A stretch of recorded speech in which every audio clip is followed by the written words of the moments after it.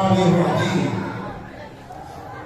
الحمد لله رب العالمين والصلاة والسلام على سيد المرسلين وعلى آله وأصحابه وأهل بيته وأولياء أمته أجمعين. قال الله تبارك وتعالى في القرآن المجيد والفرقان الحميد: يا أيها الذين آمنوا اتقوا الله وكونوا مع الصادقين. آمنت بالله ورسوله وصدق الله المولانا العظيم. حضور صاحب سجادہ آستانہ عالیہ حضرت قطب الارشاد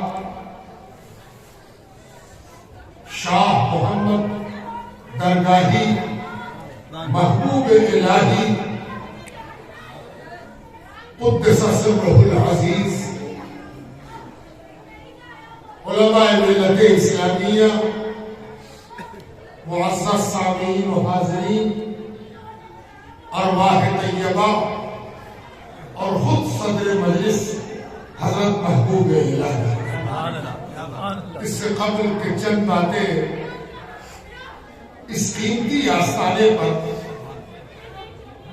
قبولیت کی نیت سے، قیمتی بنانے کی نیت سے عرض کی جائیں، پیش کی جائیں، آئیے ہم اور آپ اس کا آغاز اور اس کی شروعات اپنے آقا و مولا کی بارگاہ میں حضرت شاہ درگاہی کی چوکھٹ پر بیٹھ کر درود پاک کا ہدیہ پیش کرنے کی سعادت حاصل کی ہے۔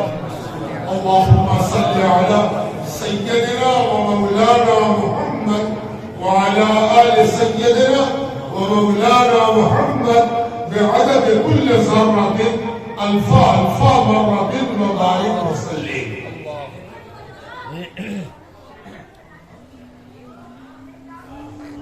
درود پاک الگ الگ وقتوں میں پڑھنے کا اس کا الگ لطف ہے،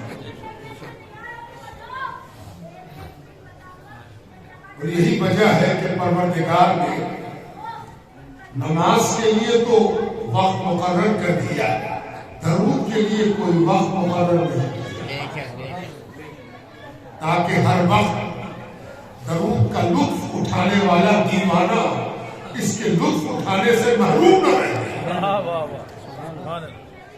سختی میں درود پڑھنے کا الگ لطف، مہربانی میں درود پڑھنے کا الگ لطف۔ سختی و ابتلا میں درود پڑھے تو سختی دور ہو جائے، یا پھر سختی سے لڑنے کا حوصلہ مل جائے، اور اگر مہربانی کے وقت درود پڑھے تو تشکر بھی ہو جائے اور ناشکری کا داغ بھول جائے۔ اسی طرح درود پاک کا محل بھی بدلتا جاتا ہے، کہاں پڑھ رہا ہے درود، محل بدلتا جاتا ہے، لطف اور ذائقہ بڑھتا جاتا ہے۔ نماز کے اندر درود پڑھنا رب سے قریب کرتا ہے، اور کسی ولی اللہ کے دروازے پر درود پڑھنا ولی اللہ سے قریب کرتا ہے۔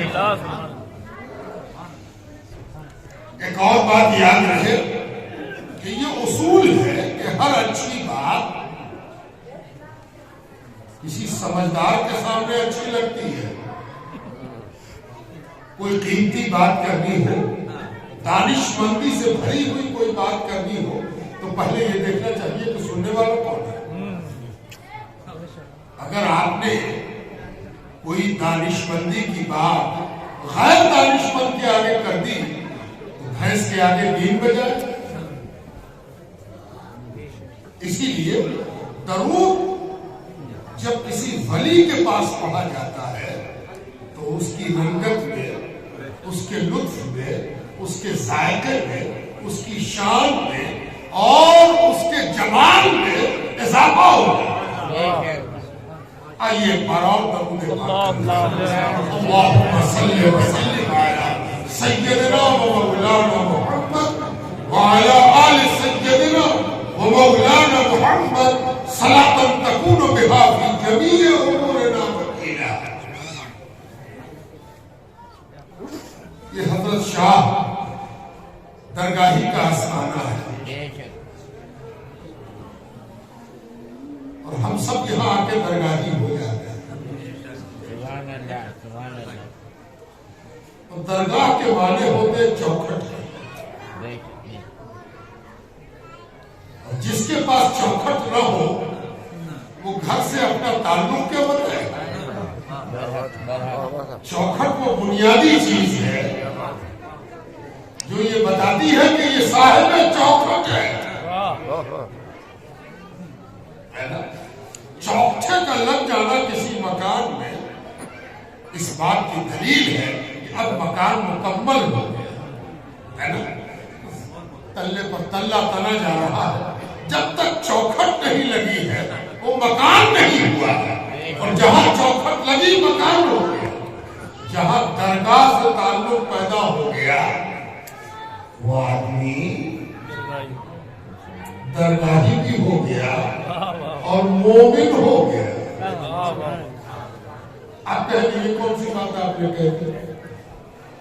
عام طور پر جو لوگ ایمان کے حوالے سے دن رات گفتگو کرتے ہیں وہ پتہ نہیں کس غلط فہمی سے آدھا دین پیش کرتے ہیں. آدھا دین نماز روزہ توحید زکات حج بلا شبہ دین ہے. اس کے بغیر دین کا تصور نہیں ہے. لیکن کیا صرف یہی دین؟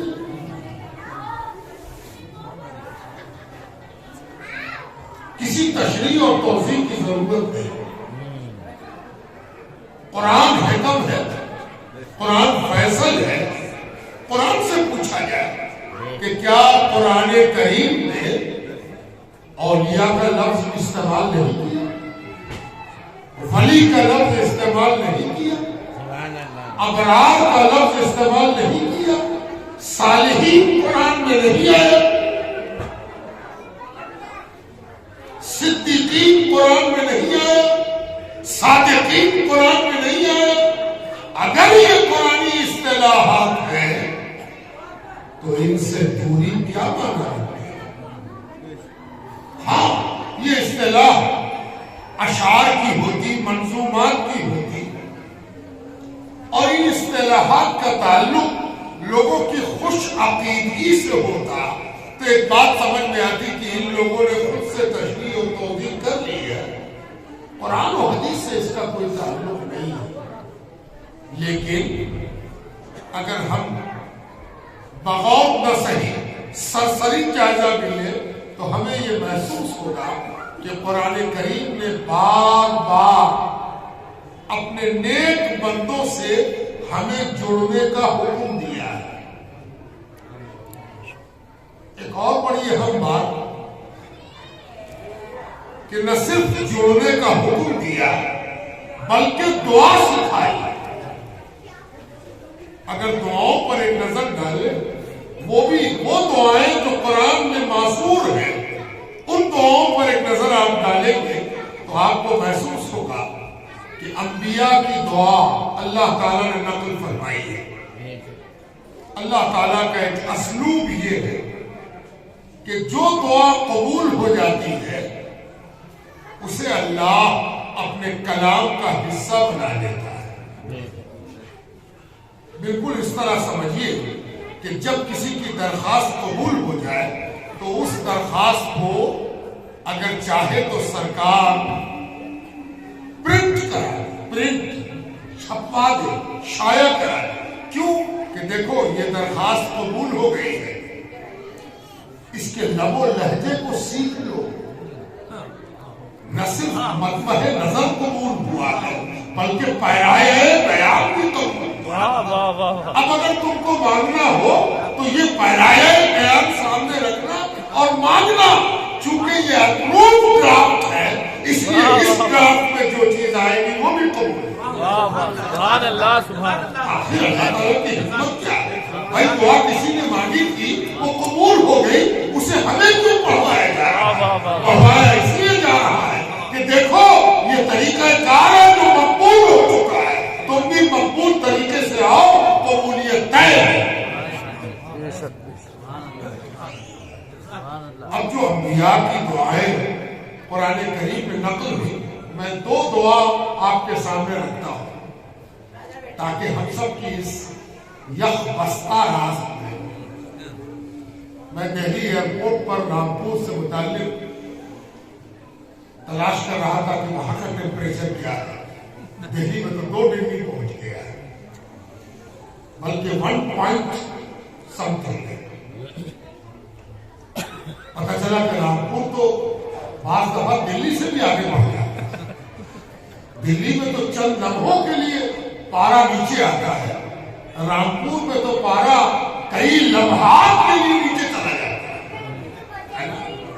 تو ہم نے کہا کہ رامپور والوں کے استقامت کے جذبے کو یہ ٹھنڈک آزماتی ہے، یہ ٹھنڈک ابتلا بن کے آتی ہے کہ دیکھیں ذرا ان کی عقیدت کو ٹھنڈک لگتی ہے کہ نہیں. تو پتہ چلا کہ ان کی عقیدت کو ٹھنڈک میں گرم ہوتی ہے نا. اس یکبستہ رات میں جو آپ آئے ہو، اس آنے کو ایمان کی ترازو پر تول کے دیکھو کہ کون لایا ہے، اور آپ کا آنا قرآن و سنت کے مطابق ہے، قرآن و سنت کے مطابق ہے یا منمانی کا نتیجہ ہے، کسی کے بہکاوے کا نتیجہ ہے. اور جب اس حوالے سے آپ دیکھیں گے تو آپ کو ایک دعا اس جاویدانی کلام میں آفاقی نظر آئے گی کہ اللہ تعالیٰ اپنے کلام کے طور پر نبی کے کلام کو پیش فرما رہا ہے اور فرماتا ہے فاطر السماوات والارض انت ولی فی الدنیا والآخرہ. اے زمینوں اور آسمانوں کے رب، اے زمین کے پیدا کرنے والے اور آسمان کے پیدا کرنے والے، انت ولی فی الدنیا والآخرہ، تو ہی تو دنیا و آخرت سب میں کارساز ہے، مالک و مختار ہے. یہ تو حمدیہ کے صیغے تھے، انبیاء نے یہ سکھا دیا ہے. لوگ کہتے ہیں کہ ڈائریکٹ مانگنا چاہیے. میں ان سے کہتا ہوں کہ ڈائریکٹ تو ڈائریکٹ رہا، ارے بغیر حمد کا وسیلہ لیے بھی نہیں مانگنا چاہیے. پہلے تو حمد کا وسیلہ چاہیے، مانگنے سے پہلے حمد کرو پروردگار کی. کس سے مانگ رہے ہو؟ کون ہے؟ کیسا داتا ہے؟ کیا دینے والا ہے؟ کیا حیثیت ہے اس کی؟ تم کیا سمجھتے ہو اس کو؟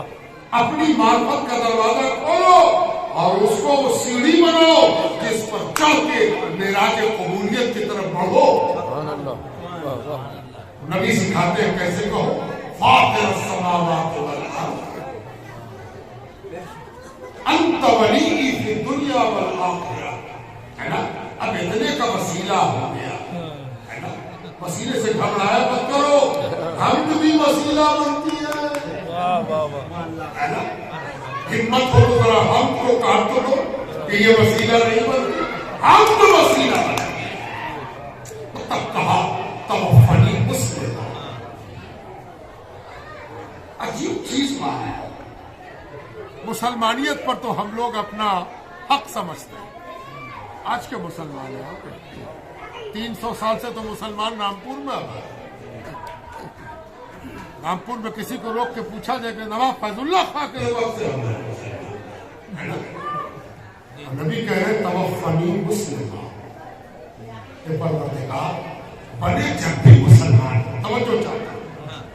100 برس پہلے بنے ہو، 1400 برس پہلے ہو، اس سے کوئی بحث نہیں ہے.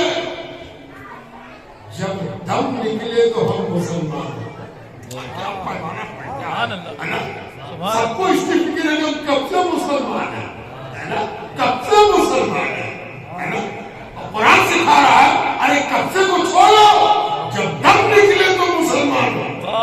توفنی مسلمہ، اس سے پتہ چلا کہ ہو دم نکلتے وقت بھی مسلمانیت کی ضرورت پڑتی ہے نا؟ جو دم نکلنا ہے، ایک بڑے بزرگ سے کسی نے پوچھا تھا کہ من نہایا کمال کی پہچان کیا ہے؟ صاحب کمال کی بہت اونچائی تک کوئی پہنچ جائے، صاحب کمال ہو جائے، سارا کلاس پڑھ لے، ایم اے کر لے، پی ایچ ڈی کر لے، فضیلت کا درجہ پاس کر لے، افتاء کی سند حاصل کر لے، دنیا کہے اب کیا پڑھو گے، سب تو تم نے پڑھ لیا، عقلیہ بھی پڑھ لیا، نقلیہ بھی پڑھ لیا۔ ایک بزرگ سے کسی نے پوچھا من نہایا، نہایا کیا ہے، کمال کیا ہے؟ ہائے ہائے کیا بات کہہ دی اس اللہ والے، اس نے کہا ہے رجوع الی البدایہ، کمال یہ ہے کہ جب تم کمال تک پہنچ جاؤ تو رجوع ہو جاؤ آغاز کی طرف۔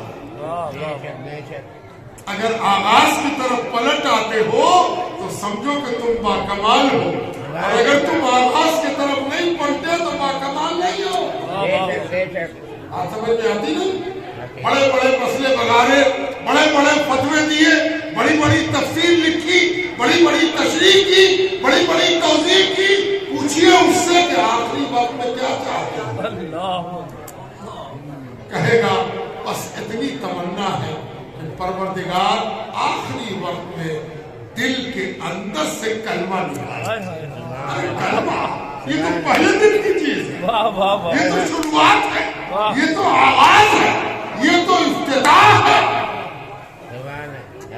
جی ہاں، ہے اور رجوع الی البدایہ، کمال یہی ہے کہ پہلے دن کی طرف پلٹ ہے۔ توفنی مسلمہ، یاد ہے مسلمان کیسے بنے تھے؟ خاندانی مسلمانوں کو سب یاد نہیں، وہ تو ابا کا لوٹا چھیپا ٹوپی گمچھا جیسے مل گیا ویسے ہی مسلمانیت ہوئی۔ لیکن کوئی بلال کو روک کے پوچھتا بلال مسلمان کیسے بنے؟ اللہ اکبر۔ کوئی ابو ذر غفاری کو روک کے پوچھتا اے ابو ذر کیسے مسلمان بنے؟ کوئی ابو بکر صدیق کو روک کے پوچھتا اے ابو بکر اس لمحے کے بارے میں بتاؤ جب تم نے اپنے دوست کو اللہ کا نبی مانا۔ اللہ توفنی مسلم، اے اللہ پاک جب آخری وقت آوے بس اتنی مہربانی کر دیجیے کہ ہم اس طرح کلمہ پڑھے جیسے پہلی بار پڑھ رہے ہیں، پہلی بار پڑھ رہے ہیں، وہی پہلے والا بات پڑھ، وہی پہلے والا اخلاص۔ کسی بچے کو کلمہ پڑھائیے، نہ اف نہ بٹ، نہ چنی نہ چنا، نہ ادھر نہ ادھر، باپ کہتا بیٹا پڑھو، پیر کہتا پڑھو، شاہ کہتا پڑھو، استاد کہتا پڑھو، لا الہ الا اللہ، بالکل سادہ صاف ہے نا، جیسے کسی کوڑے ورق پر صرف کلمہ لکھا جا رہا ہے، لا الہ الا اللہ محمد رسول اللہ، ہے نا۔ توفنی مسلمہ، اے پروردگار وہ گھڑی بڑی عجیب و غریب ہے نا۔ مخدوم جہاں شیخ شرف الدین احمد یحییٰ مدنی رحمت اللہ علیہ کا وفات نامہ ملتا ہے، آخری وقت کی روداد، یہ بڑی قیمتی ہوتی ہے۔ لوگوں کو زیادہ فکر اس بات کی ہوتی ہے دنیا کو کہاں پیدا ہوا ہے، برتھ سرٹیفکیٹ کہاں ہے، کون اسپتال میں پیدا ہوا ہے، کہ بچ کے کیا منٹ میں پیدا ہوا ہے نا۔ بڑی فکر ہوتی ہے لوگوں کو کہ پیدا کہاں ہے نا۔ جی مسلمان کو چنتا اس کی ہوتی ہے کہ ہم مریں گے کیسے، اصلی بات وہی ہے۔ اسی لیے چونکہ ہم سب کو مرنا ہے، اسی لیے ہو سکے تو ان ولیوں کے آخری وقت کو بار بار پڑھا، بار بار پڑھا، بار بار پڑھا، کیا پتا اسی پڑھنے کی لذت میں اپنی موت آ جائے۔ مخدوم جہاں رحمت اللہ علیہ آخری وقت میں ان کی پوری رودات نقل ہوئی ہے، بہت قیمتی رودات ہے، کبھی موقع ملے تو ضرور پڑھیے، 7-8 ورق میں ہے پوری رودات، کون آ رہا ہے، حضرت کیسے رخصت کر رہے ہیں، حضرت کیا بول رہے ہیں، حضرت سے کچھ پوچھا گیا ہے، حضرت اس وقت کیا بیان کر رہے ہیں۔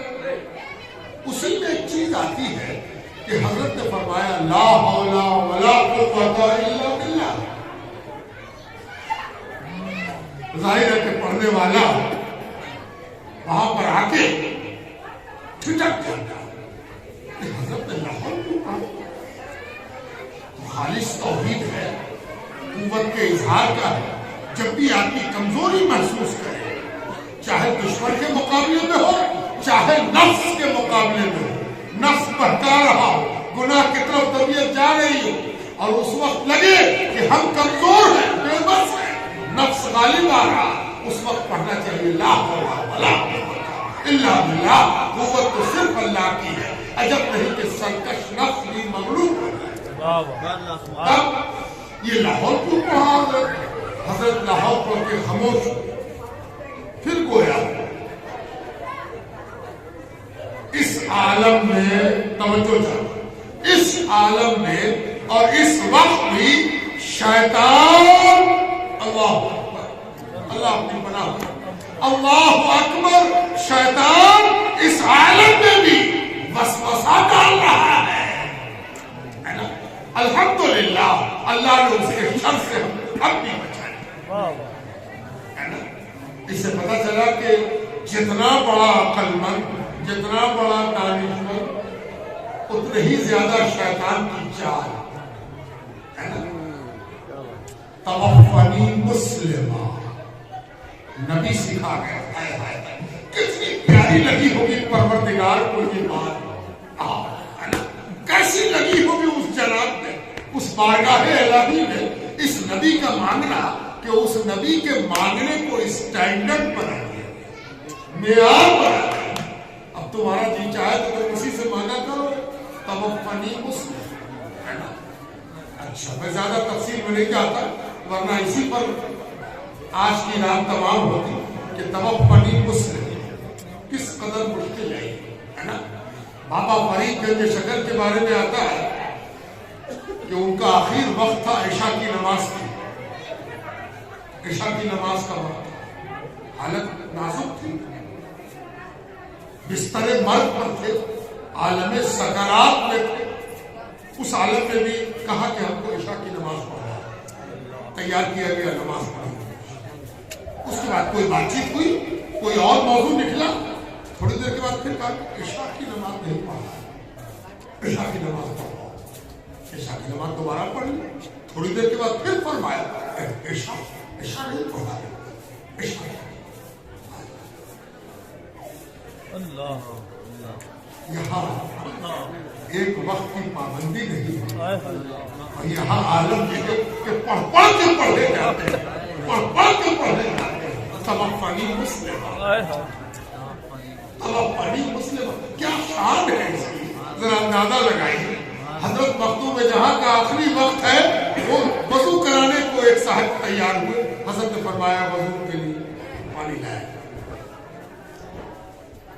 پانی گرایا گیا، حضرت وضو کر رہے، ایک صاحب نے چاہا کہ اپنا ہاتھ لگا کے حضرت کو ہاتھ کو دھلا دے، عموماً ضعیفی میں، کمزوری میں عزیز اقربا مرید شاگرد کوشش کرتا ہے کہ حضرت کو ہم وضو کرائیں، تو وضو کرانے میں وہ کیا کرتا ہے، صرف پانی دینے کے بجائے اپنا ہاتھ بھی استعمال کرتا۔ حضرت نے روک دیا، نہیں تو پانی کو دو، ہاتھ مت کرو، ہاتھ گھر کو لگانا ہے نا؟ اچھا، ہاتھ لگایا، منہ دھونا بھول گئے، بغیر منہ دھوئے وضو آگے بڑھ گیا، وضو آگے بڑھ گیا، وضو مکمل کر لیا۔ جب وضو مکمل کر لیا تو وقت کے قاضی حاضر تھے، انہوں نے بڑے ادب کے ساتھ عرض کیا، حضور منہ دھونا رہ گیا، توجہ کے ساتھ سننے کا بہت بڑا سبق، منہ دھونا رہ گیا۔ فقہاء یہاں پر بیٹھے، اللہ چاہتے تو مخلوق کہتے کہ اچھا چھوٹ گیا، اللہ منہ دھو لو، ہو جاتا وہ نہیں، اس لیے کہ عالم سکرات کا ہے، بے حد نقاہت سے کمزور، 100 برس سے اوپر کی عمر ہے. اب چند منٹ میں ہم لوگوں کو آگے جا کے معلوم ہوا کہ حضرت کا وصال ہو گیا. ایسے حال میں اگر منہ دھونا چھوٹ گیا منہ دھو لیں، اب اتنا پانی کہاں سے لا لیں؟ لیکن حضرت نے فرمایا وضو پھر سے کریں گے، وضو دہرائیں گے. اور یہ بھی غضب نہیں ہے، اس سے آگے غضب ہے. اب پھر تو وضو شروع کیا تو جو نفل دعائیں آئی ہیں، ہاتھ دھونے کی دعا، کلی کرنے کی دعا، ناک میں پانی ڈالنے کی دعا، منہ دھونے کی دعا، وہ پھر سے پڑھی پورے اہتمام کے ساتھ اور وضو مکمل کیا. توفنی مسلمان. اے پروردگار پہلے جو کچھ ہوا وہ سب الگ ہے. توفنی مسلمان. اب یہ آخری وقت ہے، آخری وضو ہے، آخری کلمہ ہے، آخری نماز ہے، یہ ایسی ہو جائے کہ توفنی مسلمان. توفنی مسلمان. لوگ زندہ رہنے کو پریشان ہیں، یہاں ہے کہ مسلمان مرے، ہے نا. توفنی مسلمان. اچھا ایک بات بتائیے، ایک شخص کلمہ پڑھ کے تقویٰ اور پرہیزگاری کے سارے رموز و نکات کے ساتھ دنیا سے چلا گیا تو اس کو کس چیز کی ضرورت ہے؟ کیا کلمہ پڑھو، نماز پڑھتے آئے تھے دم نکل گیا، نماز پڑھ رہے تھے دم نکل گیا، وضو کر کے اٹھے تھے دم نکل گیا. کوئی چیز کی ضرورت پورے ہو گئے. لیکن قرآن ایک عجیب بات سکھاتا ہے، نہ صرف سکھاتا بلکہ مانگنے کو کہتا ہے. توفنی مسلم والحقنی بالصالحین.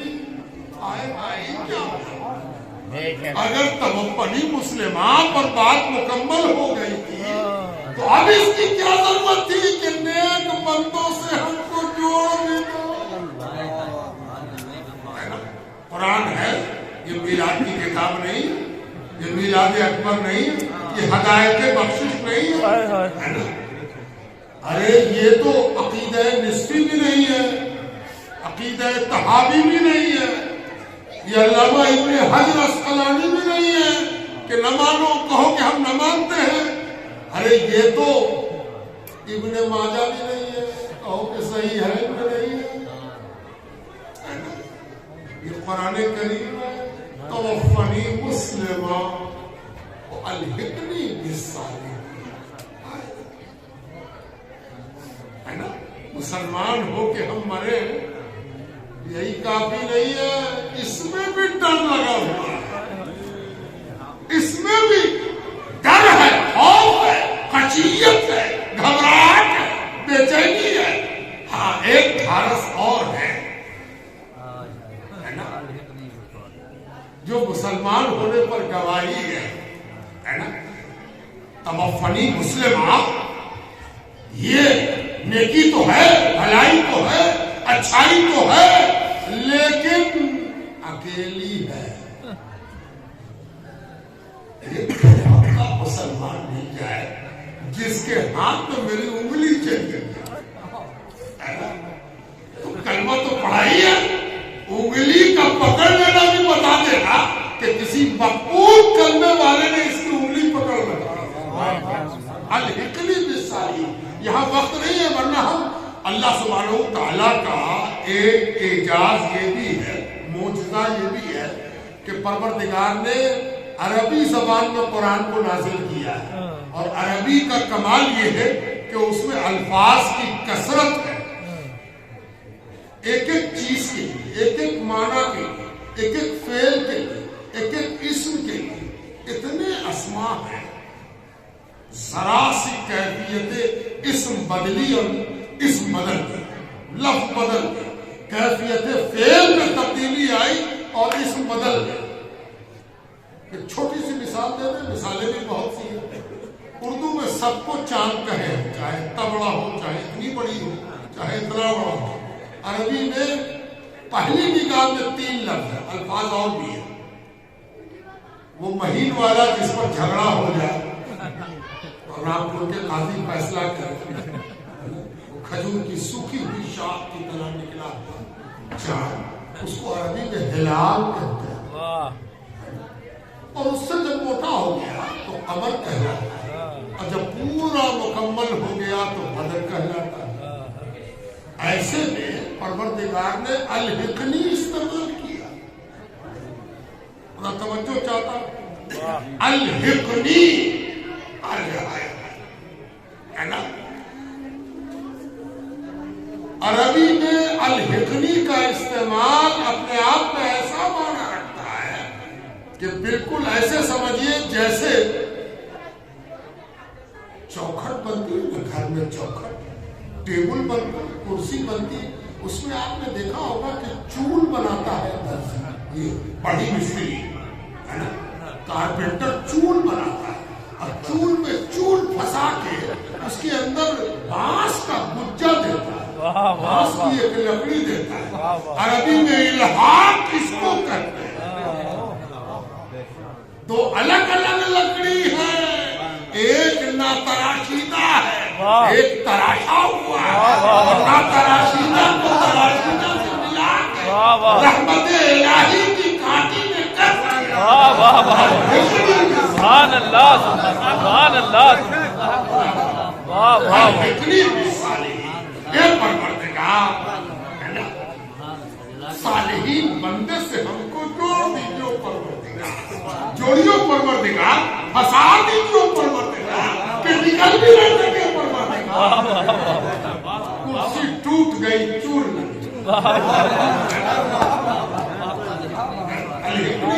اللہ سبحانہ وتعالی کیا بات پروردگار نے الحقنی بالصالحین ہے نا.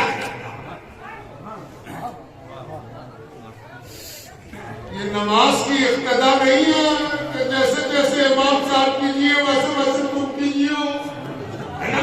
یہ الحقنی ہے نا، الحقنی بالصالحین ہے نا. اور قرآن کریم نے یہ سکھایا ہے. اور قرآن کریم نے ایک اور غضب کی بات سن لیجیے. آپ کی اور میری مجال نہیں ہے کیسا ہو، ایسا ہو سکتا کہ پروردگار کہتا کہ ہو جاؤ.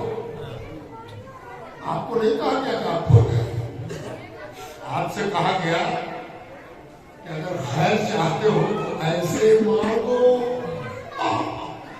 تم ہو ہی نہیں سکتے. ہاں پروردگار چاہے گا تو کرتے ہیں، پروردگار کرے گا. یہ پروردگار کا کام ہو سکتا ہے. تم تو مانگو، گر گراؤ، تڑپو، چھٹپٹاؤ کہ یہ پروردگار ایسے بنا دے. توفنی مسلموں معلمنی بالصالحین. اچھا، اور دوسری کو سب قرآن سے باہر نہیں جائیں گے. قرآن سے باہر جانے کی ضرورت نہیں، تشریح و توضیح کی ابھی ضرورت نہیں. متن کا کلاس پہلے متن ہو جائے. ربنا فاغفر لنا ذنوبنا وکفر عنا سیئاتنا ہے نا. کیا بچا بھائی؟ ربنا فاغفر لنا ذنوبنا ہے نا. کبھی کبھی حمد ربنا میں پوری ہو جاتی ہے. ربنا ہائے ہائے کیا رب ہے نا. ایک تو رب جو پالنہار ہے، پیدا کرنے والا ہے، سنبھالنے والا ہے، کھلانے والا ہے، عزت دینے والا، سب مانا ہے رب نے. رب لفظ ایسا لفظ ہے جس میں ہر وہ چیز پائی جاتی ہے جس کی کسی مخلوق کو ضرورت ہے. کبھی پیاس میں پانی کی ضرورت، بھوک میں کھانے کی ضرورت، بے عزتی میں عزت کی ضرورت، گناہ میں معافی کی ضرورت. یہ سب جہاں پایا جاتا ہے اس کو رب کہتے ہیں. ربنا، اے ہمارے رب، اے میرے پالنہار، اے میرے داتا، اے میرے کریم. اس میں سب ہے ربنا.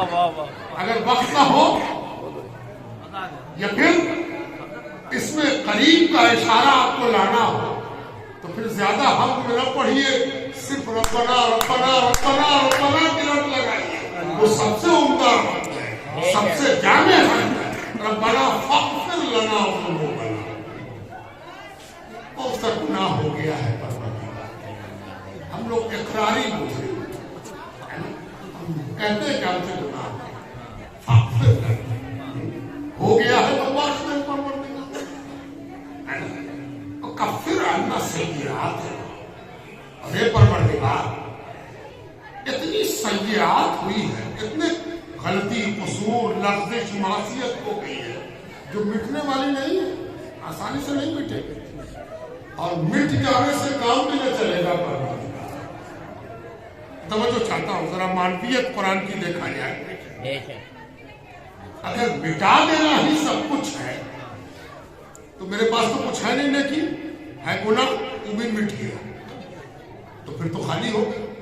کفر عنا سیئاتنا، تیرا وعدہ کہ ان الحسنات یذہبن السیئات، اور میری برائی کو ایسا مٹانا کہ مٹا کے نیکی رکھتے جائے، مٹا کے نیکی رکھتے جائے، صفا گناہ سے تو مٹ جائے، نیکیوں سے بھر جائے۔ کفر عنا سیئاتنا، اور ذنوبنا کی مغفرت کے بعد کہا کفر عنا سیئاتنا، کچھ ایسا کر دے پروردگار کہ میری نیکیاں، میری چھوٹی چھوٹی نیکیاں میری برائیوں کو مٹانے کا سبب اور اس کے بدلے میں قائم ہو۔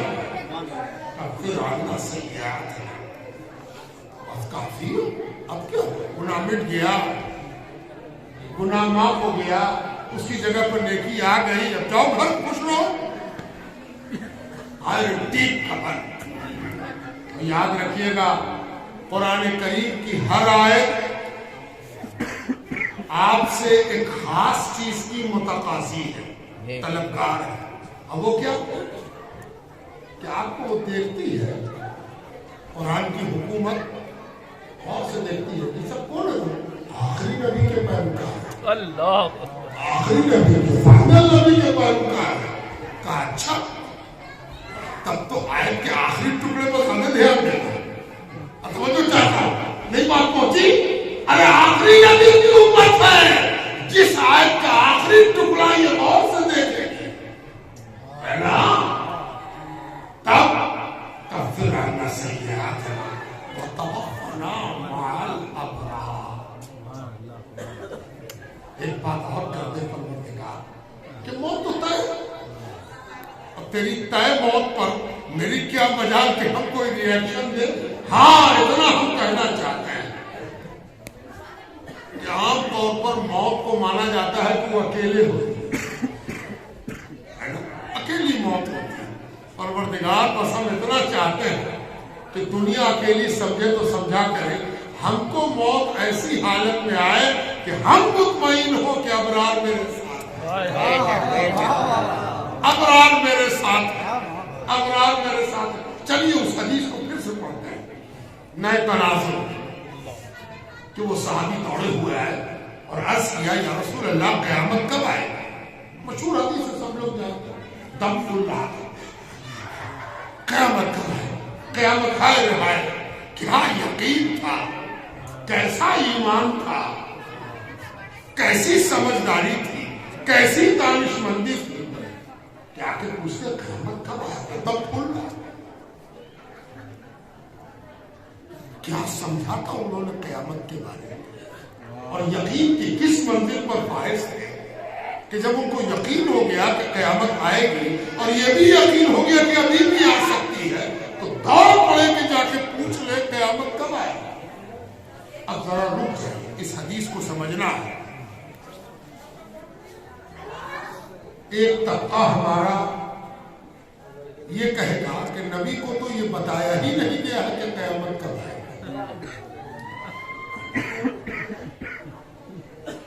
یہ جو 1400 ہینڈ کے بعد ان کو اسلام پہنچا، وہ فرسٹ ہینڈ اسلام والے سے بھی آگے بڑھ گئے۔ اگر ایسا ہی تھا تو اس صحابی کو جس نے رسول سے ایمان سیکھا تھا، ایمان حاصل کیا تھا، ایقان حاصل کیا تھا، اسے یہ بات معلوم نہیں تھی کہ یہ سوال نبی سے بے معنی ہے. نبی کو تو یہ علم ہی نہیں تھی کہ کیوں پوچھا کہ کب آئے گی.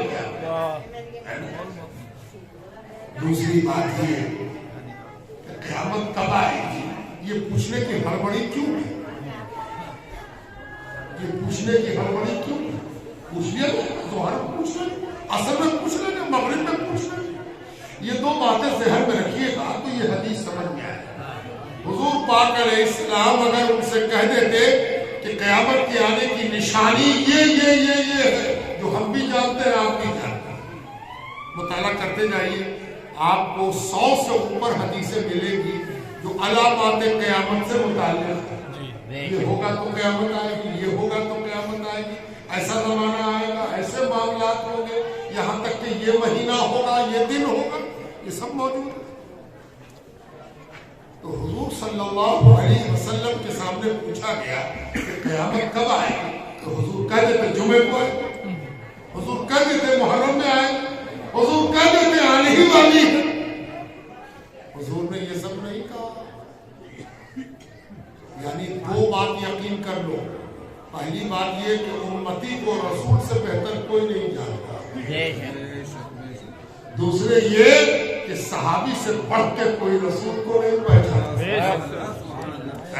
یہ دو باتیں طے ہیں اور انہی دو باتوں میں یہ حدیث چھپی ہوئی ہے کہ حضور نے فرمایا کیا تیاری کی ہے کہ پوچھتے ہو قیامت کب آئے. اگر سرکار نے جواب دے دیا ہوتا اور سوال نہ پوچھا ہوتا تو قیامت تک یہ سوال تشنا رہ جاتا. حضور نے تو سوال کے جواب میں سوال کر کے یہ واضح کر دیا کہ پوچھنے والے کا منشا کیا ہے. فوراً صحابی نے کہا یا رسول اللہ اگر ہم مفہوم دے اردو کاہے کی تیاری اور کون ہے تیاری کرنے والا. یا رسول اللہ کون چیز کی تیاری، کس چیز کی تیاری؟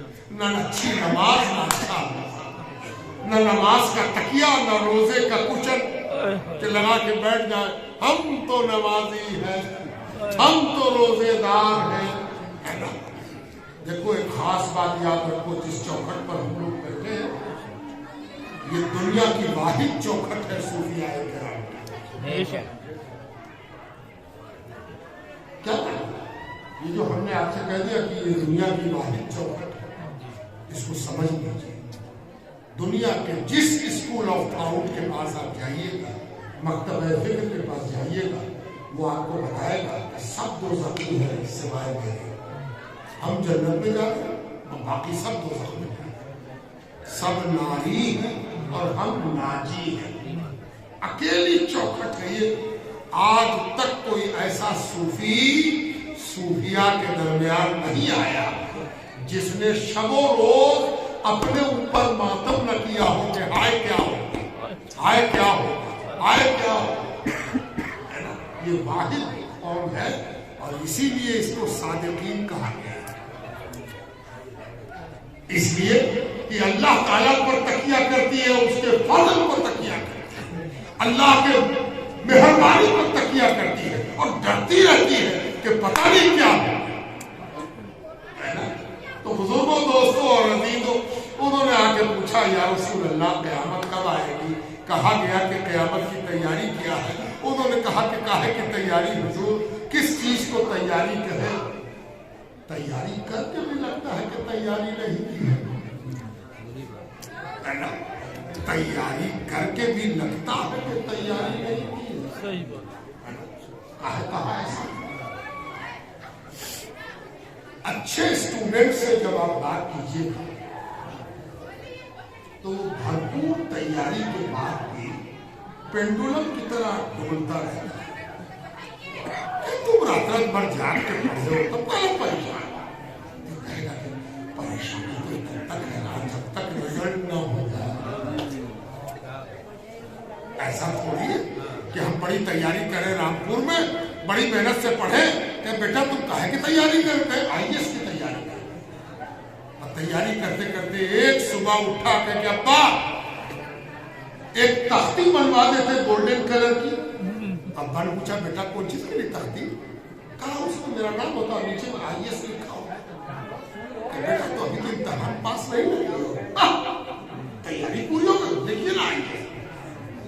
اگر وہ IAS ٹھوک دے دروازے کے باہر پورا رامپور اس پر ہنسے گا، دیکھیے تو صحیح، یہ ابھی IAS ہوئے نہیں، IAS ابھی تو اس کا دل پتا نہیں کیا ہوا.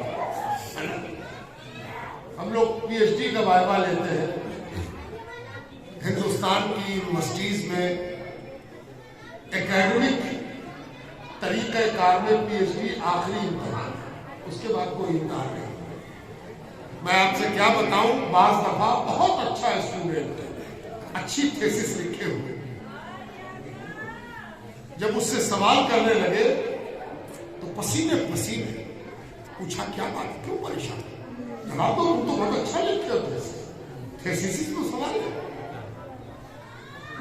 کہنے لگا حضور پیٹ میں ہے منہ میں نہیں آ رہا، پیٹ میں ہے منہ میں نہیں آ رہا.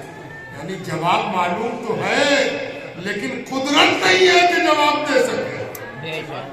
آپ سمجھ میں آتی ہے؟ اس لیے اے رسول اللہ صلی اللہ علیہ وآلہ وسلم تیاری کی تو ہے لیکن سچ پوچھئے تو کوئی تیاری نہیں. کہاں تیاری نہیں ہے؟ دونوں آیت سامنے رکھیے، توفنی مسلموں والحقنی بالصالحین. جب تک مسلمان مرنے کے بعد صالحین کی چوکھٹ نصیب نہ ہوئی ڈر لگا رہے، اور جب تک مغفرت کے ساتھ ساتھ توفنا مع الابرار نہ ہو ڈر لگا رہے گا. اس لیے کہ پروردگار نے اس کے ساتھ باندھ دیا. کسی میلاد خان نے نہیں بانٹا، کسی شیخ نے نہیں بانٹا کہ کہے کہ یہ لوگ بدعات اور خرافات بتاتے ہیں، یہ قرآن کریم ہے. اور تب حضور صلی اللہ علیہ وسلم نے اس سائل کی سوال کو کھول دیا اور فرمایا المرء مع من احب. میں سمجھ گیا کہ تم کاہے کو دوڑا ہوا آیا، تو اسی لیے نہ دوڑا ہوا آیا ہے کہ یا رسول اللہ قیامت کب آئے گی؟ توفنا مع الابرار ہو جاتا یعنی آپ ہوتے اور قدموں میں یہ گنہگار ہوتا اور قیامت آ جاتی تو قیامت آتی تو ہم کہہ پاتے کہ ابرار کے ساتھ، ابرار کے بغل میں ہے، ابرار کے قدموں میں ہے، ابرار کے پیروں کے پاس ہے. یہی تو نجات کا سبب بنتا. یا رسول اللہ قیامت کب آئے گی؟ ہم کہاں ہوں گے، آپ کہاں ہوں گے؟ یا رسول اللہ قیامت ابھی کیوں نہیں آ جاتی کہ آپ ہیں اور قدموں میں توفنا مع الابرار. مرتے تو ابرار کے ساتھ ابھی کیوں نہیں آ جاتی؟ اب سرکار دو عالم نے فرمایا المرء مع من احب. مت گھبرا، تو جہاں رہے کوئی بات نہیں. ارے قیامت سب کو بچھڑا دے گی، سب الگ الگ ہو جائیں گے سوائے اس کے کہ جو جس کو چاہتا ہوگا، جو جس کو چاہتا ہوگا وہ اسی کے ساتھ ہوگا، وہ اسی کے ساتھ ہوگا، وہ اسی کے ساتھ ہوگا. توفنا مع الابرار. اے پروردگار ہمیں اپنے نیک بندوں کے ساتھ موت دیجیو، موت دیجیو.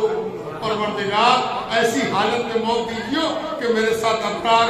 کبھی کبھی سنتے ہوں گے کہ کسی نیک آدمی کا دم نکلا تو دم نکلنے سے پہلے وہ گھر والوں سے کہتا ہے خوشبو جلا دو، خوشبو جلا دو، دروازہ کھولو.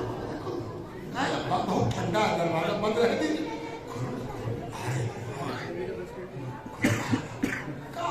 سب بولیے کہاں بولا بارہ بج رہا تو کون آنے لگتا؟ تم کیا جانو، تم کیا جانو.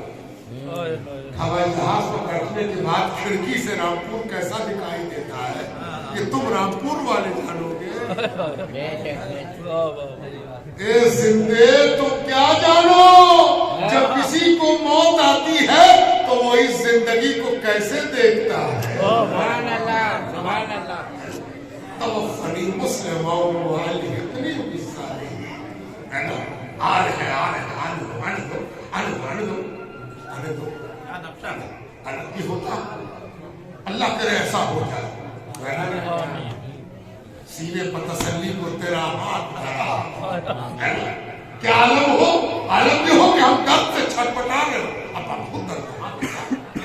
بہت درد ہے. ہاں بیٹا، لیکن یہ درد کی بے چینی نہیں ہے، یہ اس خوشی کا اظہار ہے کہ سینے پر تسلی کو تیرا ہاتھ دھرا. سبحان اللہ سبحان اللہ. کیا بات. بزرگوں، دوستوں اور عزیزوں، اب یہ دیکھیے کہ میں نے بات جہاں سے شروع کی تھی اب اس کو پیک پر پہنچا دیں، عروج. اگر ان 2 آیتوں میں اللہ سبحانہ تعالیٰ نے مومنوں کو، نمازیوں کو، روزے داروں کو، زکات نکالنے والوں کو، حجاج کو، توحید پر مر مٹنے والوں کو اپنے نیک بندوں سے جوڑنے کی دعا سکھائی تو بہتوں کو نہیں مانا تو حافظ ہوگا تب نہ جاتا. زیادہ تر امام خفی دعا کرتے ہیں، مقتدی کو سنائی نہیں دیتا. حکم بھی ہے کہ دعا کو آہستہ مانگو، لیکن آج کل تعلیماً یہ ضروری ہے کہ ائمہ دعا کے الفاظ کو بھی تھوڑا بلند مانگے، اس لیے کہ صرف اللہ سبحانہ تعالیٰ کے آگے پیش کرنا ہی مقصد نہیں ہے، عام لوگوں کو دعا سکھانا بھی مقصود ہے. اس بہانے عام پبلک قرآن کے دعاؤں کو سنتے سنتے یاد رکھیے کہ قرار کیجئے یا نہ کیجئے، آپ جس امام کے پیچھے نماز پڑھتے ہیں اس کی قرات سن کے آپ کو قرآن یاد ہوتا ہے. ہر آدمی اس کا اقرار کرتا. میں اپنے والد کو تلاوت کرتے ہوئے سنتا تھا، میری اکثر یادداشت میرے والد کی تلاوت کی مرہون منت یہ ہوتا ہے. تو یہ دعا جو ہے کوئی امام مانگتا ہے، کوئی دوسری دعائیں مانگتے ہیں.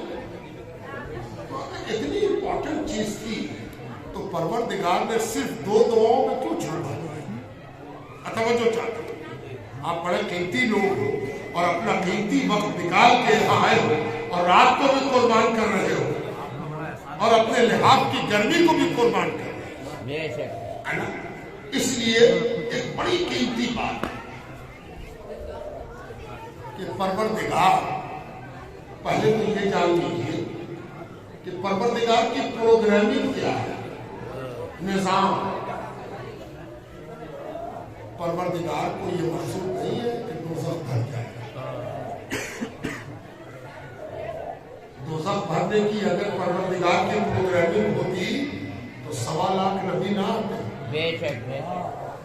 اور 1.25 کروڑ سے اوپر بے شمار اولیاء نہ ہوتے. یہ بتا رہا ہے ان کا وجود کہ اللہ تعالیٰ کو مقصود ہے اپنے بندوں کا پار لگانا. کیسے پار لگائے؟ تو جانتے ہو کیا کیا پروردگار؟ پروردگار نے ایک آفاقی قانون بنا دیا، اور وہ آفاقی قانون یہ کہ کوئی نماز بغیر سورہ فاتحہ کے نہیں ہوتی. سورہ فاتحہ کے بغیر تو کوئی نماز ہوگی. ابھی پڑوسی ملک میں بڑی بحث چل رہی ہے کہ جنازے میں سورہ فاتحہ پڑھ دو. بحث چل رہی، صحیح پڑھا کہ غلط پڑھا، درست ہے کہ نہیں ہے، بحث چل رہی ہے نا. اس سے بات پتہ چلی کہ وہ جنازے میں بھی سورہ فاتحہ ہے. پڑھیے تو ٹھیک، نہ پڑھیے تب بھی کوئی بات نہیں. تو جان لینا چاہیے کہ سورہ فاتحہ اپنے آپ میں ایک دعا ہے، ثنا ہے. 3 چیز ہوتی ہے قرآن میں، موٹے طور پر 3 چیزیں ہیں. پہلی چیز ہے ثنا یعنی حمد، دوسری چیز ہے دعا، اور تیسری چیز ہے مسئلہ. ہے نا؟ کوئی مسئلہ بیان ہوا، باپ کی اولاد میں اولاد بیٹا کا حق کتنا ہوگا، بیٹی کا حق کتنا ہوگا، وراثت، فرائض، طہارت کا مسئلہ، طلاق کا مسئلہ، نکاح کا مسئلہ، یا پھر حمد ہوگی یا پھر دعا ہوگی. 3 چیز موٹے طور پر قرآن کریم میں ہے. اور جان لو کہ یہ سورہ فاتحہ میں تینوں چیز ہیں. یہ حمد بھی ہے، دعا بھی ہے، اور عقائد اور اعمال کا مسئلہ بھی ہے، سب ایسے. تو اگر جنازے کی نماز میں کوئی بنیت ثنا پڑھ لے، ثنا کے طور پر پڑھ لے، تو فقہائے احناف امام ابو حنیفہ کے مسلک کے بڑے علماء اس بات کے قائل ہیں کہ بطور ثنا کی جگہ پر اگر سورہ فاتحہ پڑھ لیا تو کوئی حرج نہیں، پڑھ سکتا ہے. یہ بیچ میں سے جملہ ہے. اصل مسئلہ یہ ہے کہ سورہ فاتحہ کیوں پڑھیں؟ ہر نماز میں فرض، واجب، سنت سب میں سورہ فاتحہ، نفل میں سورہ فاتحہ کیوں پڑھیں؟ ایک جواب اس کا آئے گا کہ اللہ ہم تو اس لیے پڑھیں، حمد الہی اس لیے پڑھیں. تو حمد الہی تو قرآن میں بہت چلے. اللہ الذی لا الہ الا هو عالم الغیب والشہادہ هو الرحمن الرحیم. یہ ہم نہیں ہے، ہم سورہ فاتحہ میں پڑھ نہیں پڑھنے لگتا. تو آپ کہیے نا حضور نے یہی پڑھا، ٹھیک ہے، اسی لیے تو وہ ضروری ہے کہ حضور نے کبھی چھوڑا نہیں. یہاں اس کی بحث نہیں ہے، بحث یہ ہے کہ کیوں پڑھا، حضور پاک علیہ السلام نے کیوں پڑھا. جب اس کیوں کا جواب آپ تلاش کریں گے تو آپ کو پتہ چلے گا کہ سورہ فاتحہ میں جو کچھ بیان کیا گیا ہے اس کی اصل دعا ہے، اصل دعا ہے. اور جو شروع میں ہے الحمدللہ رب العالمین الرحمن الرحیم مالک یوم الدین ایاک نعبد و ایاک نستعین، یہ سب حمد ہے. مانگے کا بہانہ ہے، مانگے کا لوڑ ہے، طریقہ ہے. یہ مانگنے والا ہے جو مانگنے کے لیے فضا بنا رہا ہے. الحمدللہ رب العالمین الرحمن الرحیم مالک یوم الدین ایاک نعبد و ایاک نستعین. ضرور کچھ مانگے گئے، ہے نا، ضرور کچھ مانگے گئے، ہے نا. یہ مانگنے کی پیش بندی ہے نا، یہ پیش خیمہ ہے، یہ مانگنے کا ڈھانگا ہے، یہ مانگے گا کچھ نہ کچھ، ہے نا. اب جب مانگا اہدنا الصراط المستقیم، پتہ چل گیا یہ مانگے ہی کوئی سب کر ہی رہا، ہے نا. اور فرشتوں نے کہا اگر نہ مانتا تو یہ ہم بغیر مخ کے ہو جاتے. آج کل تو بہت نلی انلی کھا رہے ہوں گے، رامپور ہے بھائی. اب ایسی نلی آپ کو مل جائے جس میں کودے ہی ہٹاؤ ان کو رکھنا ہوگا. یاد رکھیے دعا بخل عبادت، عبادت کی نلی میں اگر دعا کا کودا نہیں ہے تو بیکار.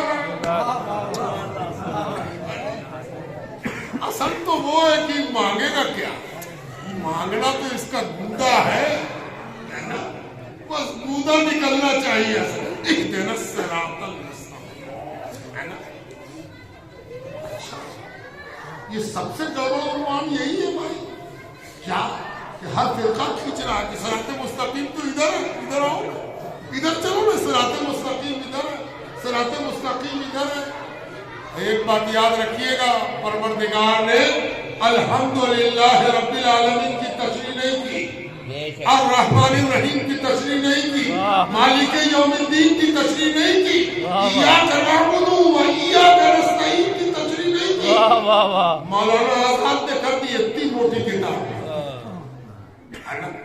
ابوالکلام آزاد نے اتنی موٹی سورہ فاتحہ کی تفسیر ملتی، سر پیٹ لیا ایک آدمی نے کہ تو پروردگار نے تشریح کرنے نے کی کر دی. اب پروردگار نے تشریح کس چیز کی اہدنا الصراط المستقیم. پروردگار خود تفسیر لکھ رہا صراط الذین انعمت علیہم، صراط الذین انعمت علیہم. ابھی ہم لوگ جہاں میں ٹھہرایا گیا ہوں ان لوگوں کا نام تو مجھے یاد نہیں ہے، لیکن اللہ ان کی پوری پہچان پر اپنی رحمت نازل کرے. رامپور کا نمائندہ خاندان ہے، نام سے کچھ نہیں ہوتا، نام تو بدلتے رہتے ہیں، نام سے ہم لوگ وشواس بھی نہیں رکھتے. ہم رامپور کو بدلتے بھی نہیں، ہم رامپور میں درگاہیت پھیلتے ہیں. اس کے نام کو ہم زیادہ اہمیت نہیں دیتے. نام رامپور ہے، کام مصطفیٰ پور ہے. اس لیے جو لوگ نام بدلنے پر یقین رکھتے ہیں وہ نام بدلا کریں. ہمیں نام بدلنے میں کوئی دلچسپی نہیں ہے، ہم کام بدلنے میں دلچسپی رکھتے ہیں. تب وہ جو خاندان ہے جہاں میں ٹھہرا ہوا تھا، وہ رامپور کی ضیافت اور رامپور کا تواضع کیسے جھکا جاتا ہے، وہ اتنا جھکتے ہیں کہ ہم کو خراب معلوم ہوتا ہے نا، لیکن ان کو لگتا ہے کہ ان کا جھکنا بالکل ویسا ہی ہے جیسے کسی پھلدار درخت کی شاخیں جھک جاتی ہے، کہ وہ جھکتی نہیں ہے، جھکنا ان کی مجبوری ہے. پھل لگا اللہ پر اور ان کے بال بچوں پر رحمت فرمائے. ایک اور بات میں نے محسوس کی کہ رامپور کے اس گھر میں بچہ اس صفت کا حامل ہے. ورنہ آج کل کے دور میں بوڑھے اگر کسی کو پسند کرے تو بیٹے اس پر نام بہت شروع کرتے ہیں. کہاں سے آ گئے، اب دادا ان کے لیے کام کرنے ہوتے ہیں. یہاں اس گھر کا پوتا ایسا ہے کہ ایسا لگتا ہے کہ تو دادا سے بھی ایک قدم آگے بڑھا ہے. اللہ اس گھر کو اپنے مہربانی کے ساتھ سلامت آمین، فضل کے ساتھ سلامت رکھے. وہاں تقویٰ اور پرہیزگاری کے ساتھ اولیاء کی محبت بھی تازہ اور تابندہ ہے.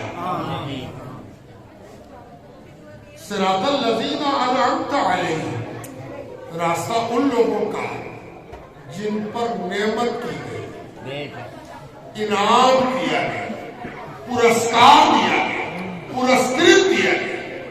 ان لوگوں کے راستے پر چلا جو تیرے انعام یافتہ ہے. یہی بحث اس گھر پر ایک دوسرے عنوان سے نکل گئی. میں اس کو واضح کر دوں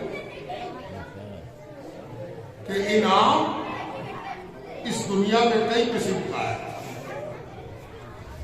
اقتدار بھی انعام ہے، ستا میں ہماری. علم بھی انعام ہے، بہت بڑے جانکار ہیں، اکیڈمیشین ہے، عالم ہے، پروفیسر ہے، پروفیسر آف ایمریٹس ہے، بہت بڑے وائس چانسلر ہے، سائنٹسٹ ہے، نوبل پرائز مل گیا ہے. دولت بھی انعام ہے. لیکن ایک چیز یاد رکھیے، یہ سارا انعام جو اس دنیا میں آپ کو نظر آ رہا ہے سب کو زوال ہے. 70 سال حکومت کر کے آج زمین کی گرد بٹور رہے ہیں لوگ جو 70 سال کے حاکم تھے، ہے نا. اور 15 سال میں کسی کو احساس نہیں ہے کہ 70 سال کا تانا دینے والے سے اچھا تھا کہ ہم 15 سال کا احتساب کر لیں. یہ ہوتا آیا، ہوتا رہا، ہر زمانے میں ہوتا ہے. لیکن اللہ تعالیٰ کہتا راستہ ان لوگوں کا جن پر انعام کیا گیا. بڑی عجیب دعا ہے، عجیب معاملہ ہے، عجیب چیز ہے. شاہجہاں کو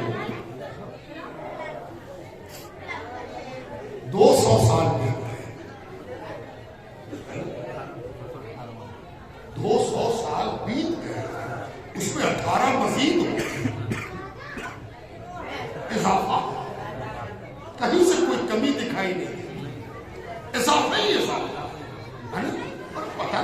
لنگر ہے کہ آج سے 100 برس پہلے جمعرات کے روز 50 آدمی جمع ہو جاتے تھے. آج کوئی دن ایسا نہیں کہ سینکڑوں نہ آتے. یہ کیسی نعمت ہے کہ ختم ہی نہیں ہوئی. نعمت ہے کہ بڑی چلی جاتی, نعمت ہے کہ دیے چلے جائیں, نعمت ہے کہ تقسیم کیے چلے جائیں. صراط الذین انعمت علیہم, راستہ ان لوگوں کا جس پر انعام کیا گیا, جن پر انعام کیا. اچھا اس کو تو چھوڑ دیجیے, پہلے یہ بتائیے کہ 4 رکعت کی نماز میں 4 بار یہ کلمہ ہے. افسوس یہ ہے کہ کثرت نماز کے دعویدار یہی نہ سمجھ سکے کہ سورہ فاتحہ پڑھا کیا ہے. سورہ فاتحہ پڑھا کس لیے, کاہے کو پڑھا, کیوں پڑھ لیا. اور جس نے پڑھ لیا تھا وہ تو دیوانے کی طرح کھوجتا چلا, پنجاب میں پیدا ہوا, یتیم ہو گیا, باپ شہید کر دیے گئے, اور تلاش کس کی ہے؟ صراط الذین انعمت علیہم. وہ نعمت یافتہ کہاں ہے؟ وہ کدھر ہے نعمت یافتہ جس سے ہم اپنی نعمت لے سکیں, جو نعمت دے سکے, جس سے نعمت لیا جائے. ایک مداری فقیر سے صحبت ہو گئی, اس سے بھی یہی پوچھتے رہے صراط الذین انعمت علیہم, کیسے نعمت حاصل کریں گے, کہاں سے نعمت ملے گی, کہاں پوچھتے رہو پوچھتے رہو. ایک دن نعمت والا سامنے ہوگا اور جمال نعمت ظاہر ہو جائے گا. ایک دن عجیب رنگ میں, عجیب معاملے میں, کہاں جنگل, کہاں شکار, کہاں کون معاملہ, کہاں جاؤ دیکھو نا, دیکھو شاید وہ آ گیا ہو صراط الذین انعمت علیہم. ایسے فاتحہ تو یہ پڑھتے تھے, اور جب وہاں پہنچے تو صراط الذین انعمت علیہم. اب جو جمال کو دیکھا سب جمال اللہ کہہ رہے تھے, انہوں نے تو وہاں نعمت کا جمال دیکھ لیا. یہی ہے, یہی ہے. روز نماز میں ہر رکعت میں صراط الذین انعمت علیہم. پروردگار کے تقرب کے لیے چھٹپٹا رہے ہو. ارے بے وقوف, تم کو تو پروردگار نے یہ سکھا کے کہا تھا ولی کا تقرب کھوجو, اس کی نعمت تک پہنچ جاؤ, تب ہم تک آ سکو. بول کر راستہ. دوسری بات, دوسرا معاملہ ہے نا. بزرگوں, دوستوں اور عزیزوں, یہ جو صراط الذین انعمت علیہم ہے, یہ حاصل سورہ فاتحہ ہے, اور یہی مقصود ہے ہر نماز کا, ہر عبادت کا, مومن کا, بندگی کا, ایمان کا, اسلام کا حاصل ہے صراط الذین انعمت علیہم.